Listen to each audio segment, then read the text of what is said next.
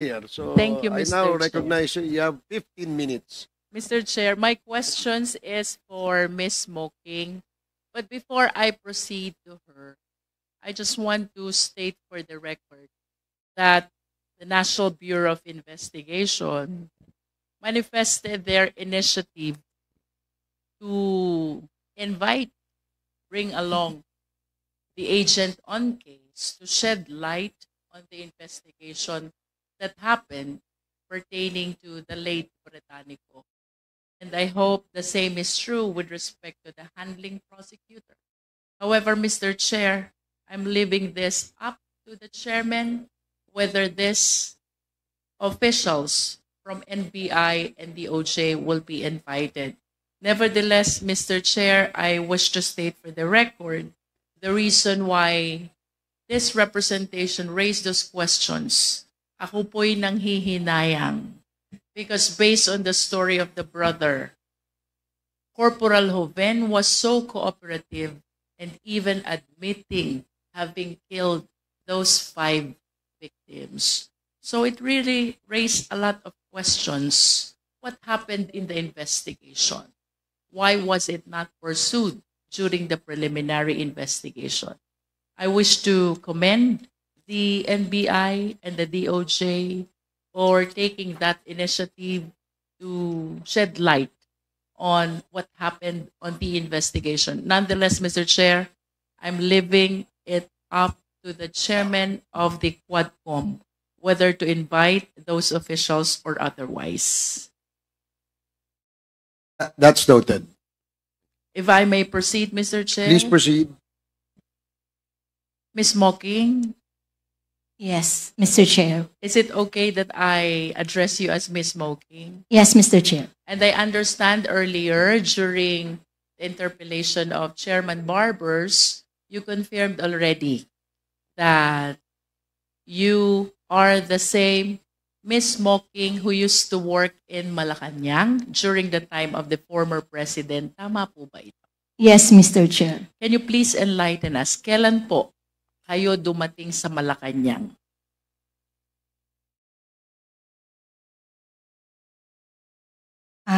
July 1, 2016. July 1, 2016. And can you please state for the record, ano pong position nyo dun sa Malacanang? Nung July 1, 2016 until August 31 of 2016, supervising administrative officer pa lang po ako noon. Then starting September po, naging ASEC na po. And can you please tell the committee, until when did you stay and work in Malacanang? Until June of 2022, Mr. Chair. Would you agree with me if I would say that during the entire term of the former president, you were working in Malacanang? That's right, Mr. Chair. And can you please tell us, who was your immediate superior during that time? Kanino po kayo nagre-report and under whose instruction do you do your task? From July 1 of 2016 until September of 2018, from the then SAP Senator Bongo, and from October 1, 2018 until June of 2022 under Yusek Melchor Kitain, Mr. Chair. Yusek Kitain. Yes, Mr. Chair. Prior to your appointment in Malacanang back in July 2016, for the record, Ms. Mocking, saan po kayo nagtatrabaho? City Government of Davao, Mr. Chair. And can you please enlighten us? Ano po bang trabaho nyo sa City of Davao? Supervising Administrative Officer from December of 2015 until June 30 of 2016. You were saying 2015 to 2016. That's right, Mr. Chair. And that is the only inclusive period when you work at the city government? No, of Mr. Chair. Davao. From 2024 until December of 2015, my item is Community Affairs Officer, Mr. Chair, under the City Government of Davao. Can you please state that again? From From 2024 until 2015, Community Affairs Officer. how did it happen? 2024 to 2015. Pardon, Mr. Chair. All right. You said 2015, 2016, you work in Malacanang. And then I asked, 2015 to 2016, City Government of Davao. correct, City Government of Davao. That's right, Mr. Chair. Aside from this inclusive period, may pagkakataon pa po bang nagtrabaho din kay sa City Government of Davao? Yes, Mr. Chair. 2004 until 2015, City Government of Davao, Mr. Chair. But Can you- of different item. And then recently, you also made representation that currently you are working in Davao. That's right, Mr. Chair. What is your work or position in Davao right now? Supervising Administrative Officer, Mr. Chair. When did you start? July 2022 July 20. and at present, up to the present. Tama po bang sabihin, Ms. Mocking, given this period of time, 2015 to 2016, and then you have 2004 to 2015, and then you have July 2022 up to the present, plus the Malacanang in 2016 to 2022. All those periods, you were working for the Duterte family. Yes, Mr. Chair. And kanina po sinabi nyo, when you were in Malacanang, your immediate superior was Senator Bongo and Yusek Kitain. Yes, Later Mr. on. Chair. How about during the time that you were in the city of Davao? Let's start with 2004 to 2015. Sino po immediate superior nyo? The Chief of Staff of the City Mayor's Office. So in other words, you were reporting to the city mayor, The Chief of Staff, Mr. the Chair. chief of staff. So you worked under the city mayor also. Yes, Mr. Chair. And may we know who was the city mayor during that time? Mayor Rudy Duterte, Mr. Chair. The former president. Yes, Mr. How Chair. about from 2015 to 2016? 2000? Yes, Mr. Chair. Who was your immediate superior? The Chief of Staff, Mr. Chair. The COS. Who was the mayor during this time? Rodrigo Duterte, Mr. Chair. The same. And from July, just for the record, Ms. Mocking, July 2022 up to the present, to whom are you reporting at the city government of Davao? Chief of Staff, Mr. Chair. COS. Will you agree with me if I would say that if you're reporting to the COS, it is as if you're reporting also to the LCE, the local chief executive? Or if I may rephrase my question, both the COS and yourself are working under the local chief executive. Yes, Mr. Chair. Tama po bang sabihin, Ms. Mocking? Because of course it is a common knowledge how associated the senator is to the former president. I'm referring to Senator. Perhaps Senator Bongo is one of the most trusted people of the former president. Tama po ba? I cannot speak in behalf of the President, Mr. Chair. All right. But at least he is one of the people who have been working with the president so closely since the time that he was the mayor. Yes, Mr. Chair. Tama. Okay. Tama po bang sabihin, Ms. Mocking, na kayo po ay labis na pinagtitiwalaan ng Duterte family and even Senator Bongo, reason why since 2004 up to the present, ang trabaho po nyo umiikot lang kay Senator Bongo at sa Duterte family? Could you repeat the question, Mr. Chair? Tama po bang sabihin na kayo po'y labis na pinagtitiwalaan ng ni Senator Bongo at ng Duterte family, reason kung bakit simula po 2004 up to the present, ang trabaho po nyo umiikot lang kay Senator Bongo at sa Duterte family. I cannot answer the question, Mr. Chair, in behalf of Senator Bongo and the former president. I understand. Thank you, Mr. Chair. Can you please enlighten us, Ms. Moking? Paano nyo po nakilala si Senator Bongo? Are you from Davao also? Yes, Mr. Chair. Born and raised? Yes, Mr. Chair. Alright. Please enlighten us. Paano po nyo nakilala si Senator Bongo?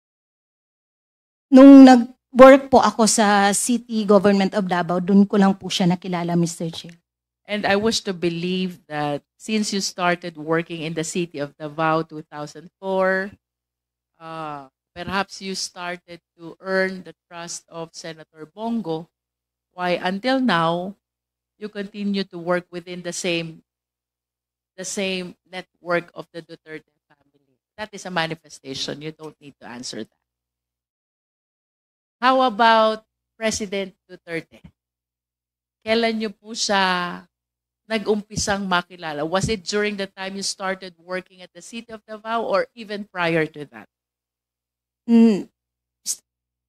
Since 2004, Mr. Chair, when I started working with the City Government of In Davao. other words, the reason why you came across Senator Bongo and the former president is because you worked in Davao City. There was no prior encounter before the work in Davao City. No, Mr. Chair.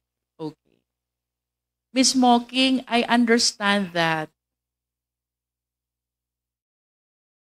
or it is a common knowledge during the time of the former president, no, na kapag may gustong lumapit kay Senator Bongo, there were people na kayo po ang ina-approach, kayo ang nire-reach out, and apparently, may mga tao po kayong natulungan.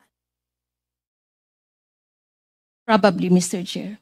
As a matter of fact, we have a slide here which shows the gratitude that he wishes to express because of the help that you extended in giving him the chance to see and talk to Senator Bongo.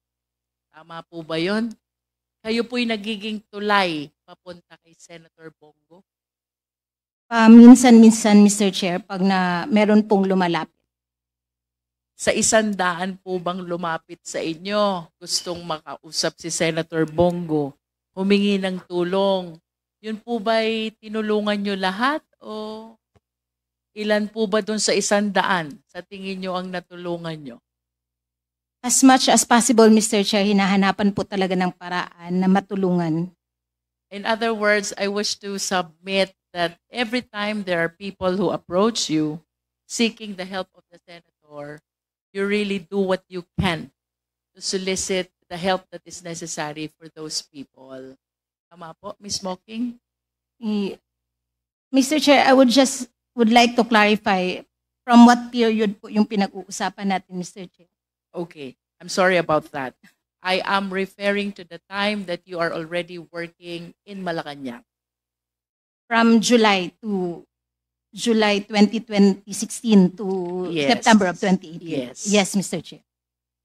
Ginagawa mo lahat para makatulong sa tao. Mostly, Mr. Chair, kasi kami po yung in charge sa mga social services like medical assistance and burial assistance and other services po. There are informations that you worked also as Assistant Secretary to the Secretary of Finance under the Office of Special Assistant to the President. Tama po ba yun? No, Mr. Chair. So what particular job did you undertake under the Office of Senator Bongo? Office of the Special Assistant to the President, Mr. Chair. It has nothing to do with finance. No, Mr. Chair. So you were the assistant secretary Yes, Mr. Chair. to the special assistant to the president. Tama po? Yes, Mr. Chair. And can you please enlighten us, ano po ba ang trabaho ng isang assistant secretary? Under the Office of the Special Assistant to the President, Mr. Chair, mostly our work revolve around administrative matters, clerical works, errands, social services, and mechanical jobs, Mr. Chair. And there are informations also, Ms. Mocking, that during this time, kayo po'y nalagay sa secondment. Ano po bang ibig sabihin ng secondment? Secondment, Mr. Chair, is the temporary transfer of position of an employee from one unit to the other, Mr. Chair. And that is while maintaining your job and title under the special assistant to the president's office. Tama po ba yun?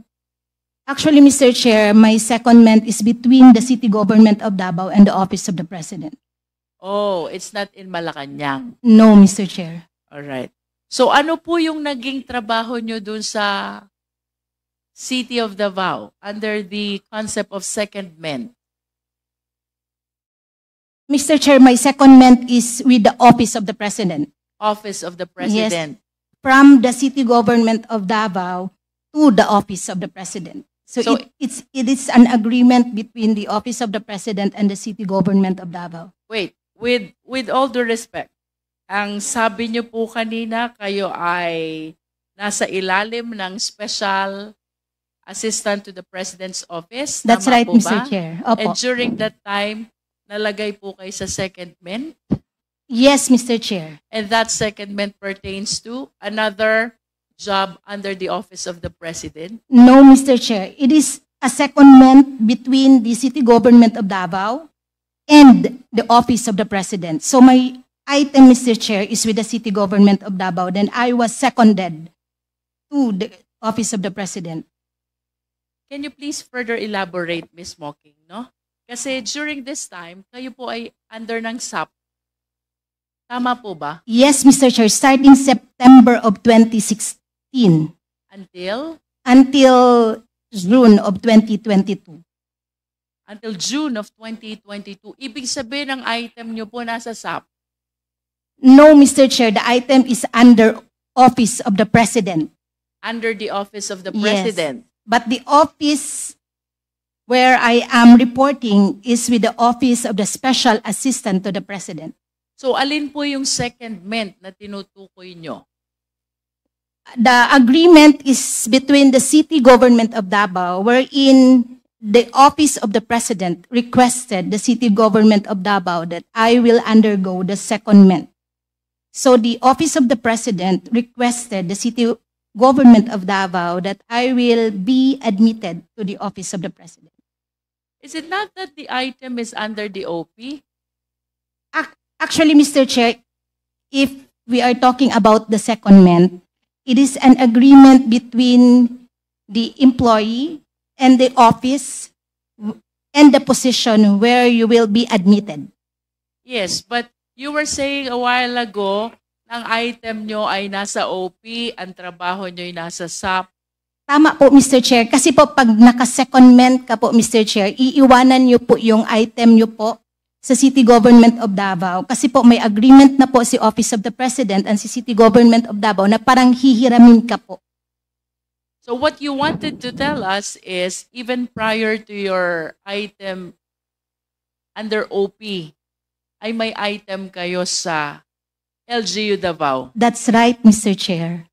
Ipinahiram kayo sa OP. That's right, Mr. Chair. All right. Is that really possible? Meron pong Mr. civil Chair. service. I Mr. believe Chair. the civil service can Mr. Chair. Mr. Chair, I am yielding to Chairman Ako. Yeah. That's possible under the civil service rule.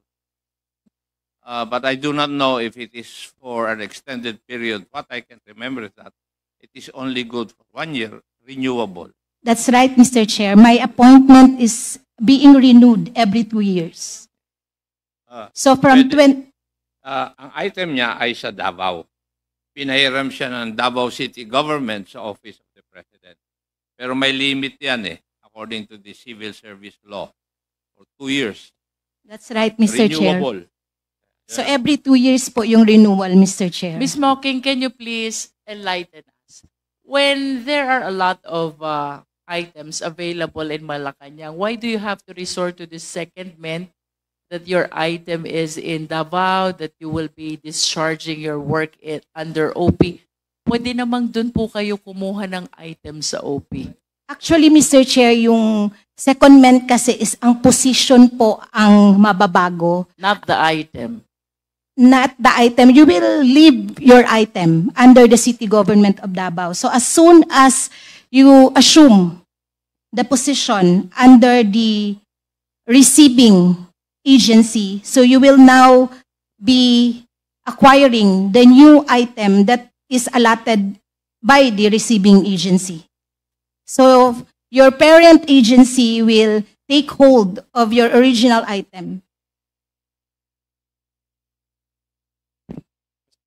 May I check para maklaro po, no? Yes, Congressman Adjong. So, your item, pinahiram ka sa Malacanang kasi this is what happens also in the BARM. So, I'm familiar with secondment. But you does not mean that you altogether left, di ba, your position. That's right, Mr. Chair. Position mo pa rin sa Davao, hiniram ka rin sa Malacanang, but you're not getting salary from your original principal unit, no? Yes, you will not be getting Yes, you'll the not be salary getting the from the salary. parent agency. Exactly. But you are not also vacating the position, your prior position in Davao. Hiniram ka lang doon, tapos depende yun doon sa humiram sa'yo kung i-renew ka niya. Kung hindi ka niya i-renew, babalik ka doon sa Davao. Di ba tama yun? Tama po, Mr. Chair. Ganun. Please proceed, Congresswoman Luis. Ms. Mocking, during Yes, your stint in Malacanang, that is 2016 to 2022, of course, you've encountered a lot of people close or within the network of the former president. Tama po ba? Yes, Mr. Chair. That includes Colonel Garma. Yes, Ms. Mocking. Yes, Mr. Chair. Can you please enlighten us? How frequent do you actually meet with Colonel Garma during that time? I saw her once or twice, Mr. Chair, in Malacanang. Once Or twice. or twice only? Yes, Mr. Chair. And there was no other encounter at all? Actually, Mr. Chair, since na-appoint po si Colonel Garma sa PCSO, we have referred patients para po ma-extend yung kanilang assistance sa sa PCSO po. So, in line in connection with that concern, referring patients to PCSO, do you meet and talk with Colonel Garma during that time that he was already at PCSO? I call her, Mr. Chair. So how frequent do you talk, if I may ask? I believe that was 2018. Once 2000. or twice, Mr. Chair, because she referred me already to one of her staff. Every time merong referral para hindi ko na po siya ma-disturb. Prior to her appointment at PCSO, you said a while ago na once or twice mo rin na-meet si Colonel Garma In Malacanang. in Malacanang. Yes, Mr. Chair. Can you please tell us what concern does Colonel Garma have during that time when you encountered her in Malacanang? Actually, Mr. Chair, umakyat lang talaga siya doon sa office namin and marami din po, almost all of our staff, Mr. Chair, are from Davao. We're from Davao. So parang meron na din po siyang mga nakita at kakilala doon, tapos meron din pong mga nagpa-picture sa kanya kasi nga po na-appoint siya sa PCSO. So it is just because of the appointment, the reason why she was there. Yes, Mr. Chair. With all due respect to the personalities that I will be mentioning, Ms. Mocking, but if you are following the investigation, there have been allegations about the reward system. of Ye- the war on drugs. You're aware of this. Yes, Mr. Chair. And Senator Bongo is always being implicated every time the reward system is being mentioned. You're also aware of this. Yes, Mr. Chair. Okay. As one of the people who work in Malacanang during the time of FPRRD, can you please enlighten us? Ano po bang nalalaman nyo dito sa reward system at ano po bang nalalaman nyo about the possible connection of Senator Bongo, if there is any?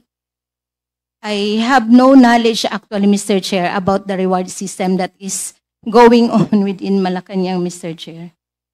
And if you have no knowledge about the reward system of the war on drugs, the more reason that you have no knowledge about Senator Bongo's implication to this reward system. That's right, Mr. Chair. But are you aware that there was public pronouncement already coming from another senator, Senator Bato de la Rosa, confirming that even during the time of the former president as mayor of Davao, namimigay na po ng pera si Senator Bongo.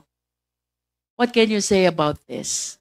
I have no knowledge of Senator Bongo releasing money po, Mr. Chair. I understand.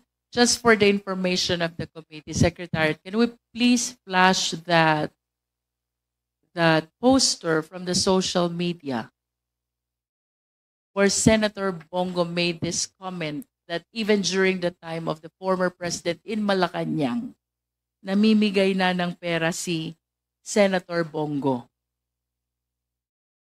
Nevertheless, would you know Ms. Moki?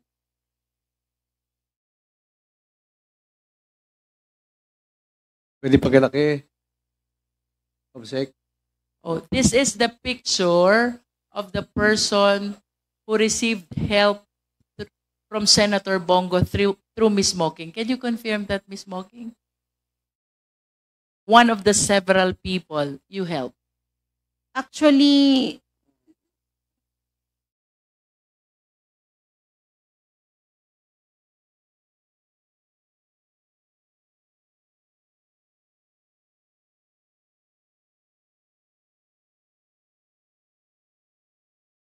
Actually, Mr. Chair, this person is one of my relatives. So you confirm that he received help from Senator Bongo through you. Actually, hindi po ako nagbigay sa kanya ng help, Mr. Chair. About the senator? He's saying, thank you very much and God bless you more. Baka, I really don't know, Mr. Chair, pero baka related po siguro sa mga services po ni Senator Bongo under his office. All right. Secretariat, can we please flash the next slide? The one with the public pronouncement. There. Ang sabi po dito, Ms. Moking, namimigay naman talaga ng pera si Bongo. Inutusan niya ni President Duterte noon pa. Sa Davao pa kami. I have no knowledge about that, Mr. Chair. But can you please enlighten us at least? Ano po ba yung perang tinutukoy ni Senator Bongo dito? Would you know if this is the reward system which is being alleged in relation to the war on drugs? Hindi ko po alam, Mr. Chair. Wala po ako, hindi po siya familiar sa akin, Mr. Chair. Would you know if Yung- this is operational fund of the PNP? Actually, Mr. Chair, hindi po kasi ako privy sa mga police operations and kaya hindi po ako familiar dito sa sinasabi na Yes, I understand. But since you work at the office of the mayor, I'm trying to elicit information if there are chances or incidents when you encountered similar concerns. So, nung naririto po ang dating Pangulo, he was saying walang panggasolina ang mga pulis, kaya namimigay siya ng pera, if my recollection is correct. Hindi po kaya itong perang tinutukoy ni Senator Bongo ay yung tinutukoy ng dating Pangulong panggasolina ng mga pulis?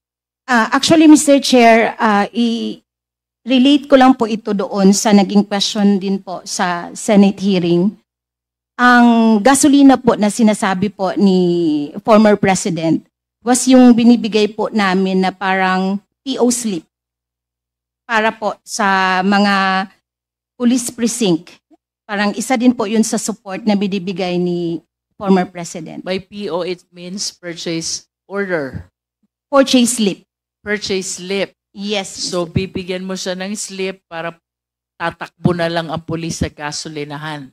Yan po yung style doon, Mr. Chair. And would you know, Miss Mocking, kasi napakagastos ng police operation, bukod dito sa panggasolina, ano pa po ba ang assistance na ibinibigay ng ating dating Pangulo sa police operation? Sa Davao term ito, Mr. Chair. Davao. Usually, Mr. Chair, yung mga precinct commanders, gumagawa sila ng letter request addressed to the mayor. Precinct commanders. Yes, gumagawa sila So, ng what is this request all about? like support, Mr. Chair, aircon, office supplies, normally mga general services po, Mr. Chair. General services, that's all.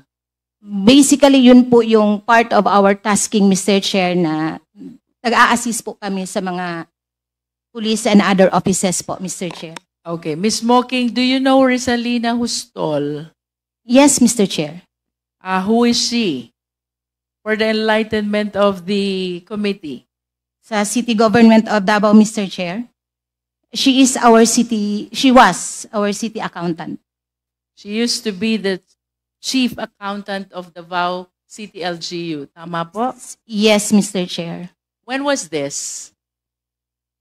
Ay, nung 2004 po na working na po ako sa City Hall, sa pagkakaalam ko po, city accountant na po si Ma'am Rizalina O Justo. baka nauna pa sa'yo? Yes, I believe.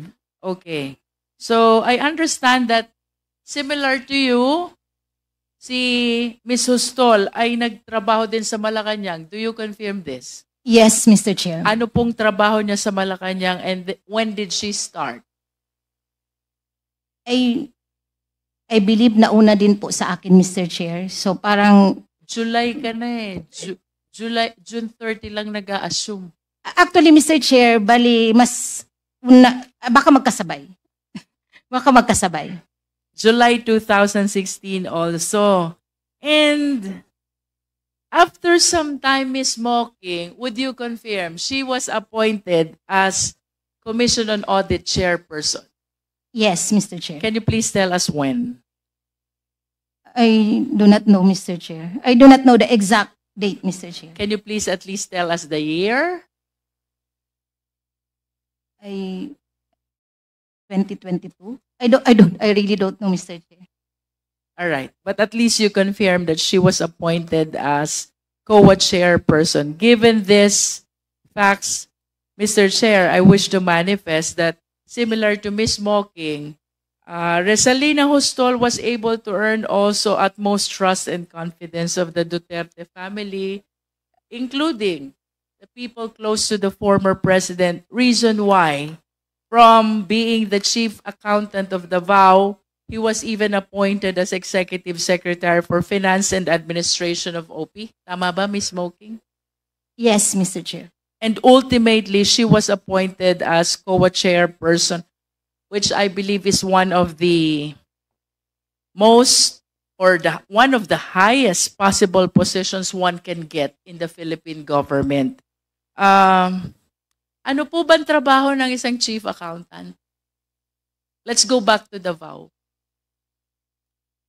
Hindi ko po masyadong alam kung anong specific trabaho po ng city accountant, Mr. Chair. But at least would you confirm, alam po niya lahat ng pumapasok na pera, lahat ng lumalabas na pera? Probably, Mr. Chair. And that includes the confidential fund of the LGU Davao. Probably, Mr. Chair. Ano po bang trabaho ng Executive Secretary for Finance and Administration? I believe, Mr. Chair, is more on finance also, Mr. Chair. So, I am inclined to believe na alam din po niya ang budget ng OP during the time of the former president and even the expenditures of the office of the president. Tama po ba? Probably, Mr. Chair. And of course, you understand the mandate of COA, having worked in the government for so long a time. What do you understand about the work of Resalina Hostol in the Commission on Audit? Sorry, Mr. Chair, hindi ko po. But of course, you will agree with me. They check, they evaluate, they see whether the expenditures were compliant with the rules of the Commission on Audit. Probably, Mr. Chair. You work in Malacanang. Yes, Mr. Chair. Was there any point in time na naka-encounter po kayo ng questions, controversies, notice of disallowances ng OP during her time as COA chairperson? Hindi po ako familiar, Mr. Chair. All right, Mr. Chair, I think I am done with Ms. Mocking. Thank you, Ms. Mocking. Welcome, Mr. Chair. Thank you, Congresswoman Luis. Just a short clarification lang kay Ms. Muking. Ms. Muking, do you know Colonel Garma? Professionally, Mr. Chair, yes. And why do you say professionally? Anong difference nun sa sa trabaho lang kayo nagkikita? Yes, Mr. Chair. So that's what professionally means. Yes, Mr. Chair. Okay, but outside of the profession, hindi ho ba kayo nagkakasama, nagkakakwentuhan? Never, Mr. Chair. Never. So, how did you know si Colonel Garma? Si Colonel Garma lang po ang precinct commander sa Davao City na babae. So, kilala talaga siya. That's why kilala siya because Yes, she's the Mr. Chair. only Girl among the 12 precinct commanders of Davao City. Okay. So, more or less, mga ilang taon na kayo magkakilala ni Colonel Garma?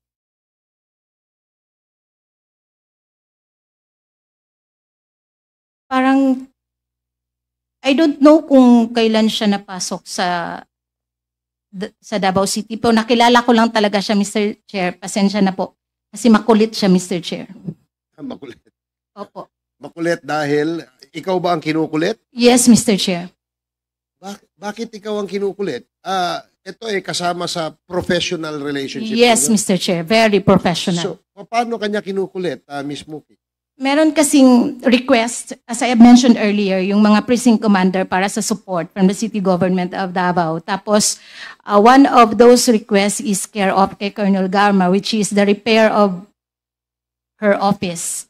And kasi po, di ba po, meron naman pong process ang government pag meron kang request. So you have to go through po yung sa general services, meron pa po yung purchase order, purchase request. Kinikulit niya po kami doon sa mga aircon niya na request, mga TV, and other supplies. So kaya namin siya kilala, Mr. Chair. So in relation to her, parang financial request yan, di ba? Funding request. No, not funding, Mr. Chair, but office equipment and office supplies. Yeah, but she requests your office to provide her with funds to purchase No, item. It's an equipment. so item No, kayo, no cash, no so funds. kayo bumibili and then you provide them with the items. Pinoprocess po yan ng City General Services. Granting for the sake of argument that it has already been processed, you have the item with you, that is what you provide. That's right, Mr. Chair. That is to answer yung kanyang request. That's right, Mr. So Chair. yun ang kanya, kaya mo na sabing makulit siya dahil follow-up siya ng follow-up. Hindi po humihinto, Mr. Chair. So hindi humihinto. Yes, Mr. So, Chair. Parang, the way I picture it, parang sobrang kulit niya. Tama ba yun? Actually, Mr. Chair. Okay. Now, that is the only request, yung kanyang sa office niya. Far as I can remember, Mr. Chair, yun lang po ang ma-recall ko kay Did Colonel. she ever request from you? At ikaw lang ang kinakausap niya? Actually, Mr. Chair, hindi naman po talaga ako lang. So, Sino pa? Sino pa kaya ang kinakausap? pino-forward ko po yung staff niya sa City General Services Office para makafocus din po ako sa ibang task. Okay. So you seem to have several tasks under the LGU, no? LGU ba yan? Mostly administrative, Mr. Chair. Okay. And who do you report directly? Who is your immediate superior? The Chief of Staff, Mr. Chair. And that is? Actually, from 2004 to 2016, we have several Chief of Staff. Several Chief of Staff. Yes, every term po. Parang, yes. Okay. So, lahat ba ng police precinct commander, kapag ka merong request, ay sa iyo dumadaan? Actually, Mr. Chair, pinoprocess siya doon sa reception area namin. Tapos, parang part of my task is tagapukpok po ng mga opisina kung saan po sila may request. Okay. Have you read the affidavit submitted by Colonel Garma to the Quad Committee? Yes, Mr. Chair. And doon sa kanyang affidavit, nabanggit niya na your name was implicated doon sa punto na ikaw ang nagre-release ng operational funds. Is that correct? No, Mr. Chair. So hindi totoong nagre-release ka ng pondo? Hindi po, Mr. Chair. So why do you think Colonel Garma would say that? I cannot answer in behalf of Colonel Garma, Mr. Chair. Just make a wild guess. What do you think is the reason why Colonel Garma would specifically mention your name, mention your name as the one in charge of releasing funds for the successful operation of the war on drugs? Bakit ikaw? Meron ka pang ibang kasama sa office, correct? Guess ko lang po, Mr. Chair. Just a guess. Sa tingin mo? Baka gusto niya lang po akong i-connect. Kasi po, from the City Government of Davao to OP. Parang ako siguro yung nakikita niyang linyada. Guess ko lang. Okay, so linyada kay former President? Probably, Mr. Chair. Okay. So do you directly report to the former President? No, Mr. Chair. To whom do you directly report? As I have said earlier, Mr. Chair, from 2016 to 2018, to then Senator Bongo, then from 2018 to 2022, Yusek Melchor Kitain, Mr. Chair. Okay, so dito muna, nung ASEC ka kay former SAP, now Senator Bongo. That's right, Mr. Chair. Can you give us, or at least educate us, ano ang iyong work sa office ng SAP? Specifically kay Senator Bongo. As I have said earlier, Mr. Chair, it's mostly administrative, clerical, errands, social services, and mechanical works. What about appointments? That's part of the... Social? No, Mr. Chair, that's part of the admin. So admin yun? Yes, Mr. Chair. So halimbawa, merong gusto makipag-usap ni Congressman Adjong kay SAP Bongo, si Congressman Adjong will call you and schedule. I believe hindi niya ako tatawagan kasi hindi niya ako kilala, Mr. Chair. But where does a member of Congress who would like to see SAP Bongo request an appointment? Actually, si SAP Bongo kasi, Mr. Chair, is madaling malapitan. So, lahat ata ng congressman, I believe, direct na nagtitext sa kanya and direct din po siyang sumasagot. Lahat? Almost all. Okay. As far as I know, Mr. Chair. Just to make it clear, ako ba nakita mo ako? Lumapit ba ako sa'yo? Hindi, Mr. Chair. But I believe, Mr. Chair, parang nautusan ako before to reach out sa inyo. Sa akin? Pero hindi nyo lang po ako ata sinagot. So hindi tayo nagkausap? Hindi po, Mr. Chair. So it is very clear that it is not I who reach out to her, but it is Miss Muking who reach out to me. May I know kung bakit? Para ata yung i-clarify yung parang may request sa office, Mr. Chair. Gusto lang namin mostly kasi, Mr. Chair, pag may pumapasok na request sa office, gina-clarify po talaga namin kung what's your priority among your requests? You mean request na mga projects? Part of it, Mr. Chair. You know, I've been in Congress for more than 20 years, and I don't remember requesting from your office any project. Just for the record, Mr. Ms. Chair, Muki. I did not specifically say that it is a project, but probably because I really cannot recall anymore. So, ibig mong sabihin, kapag ikaw inuutusan to reach out to a certain congressman, it is because of a project or a request. Hindi po lahat, Mr. Chair. So, kasi more other than projects and other requests, you also seek or reach out certain congressman upon the instruction of the former SAP. yes, at that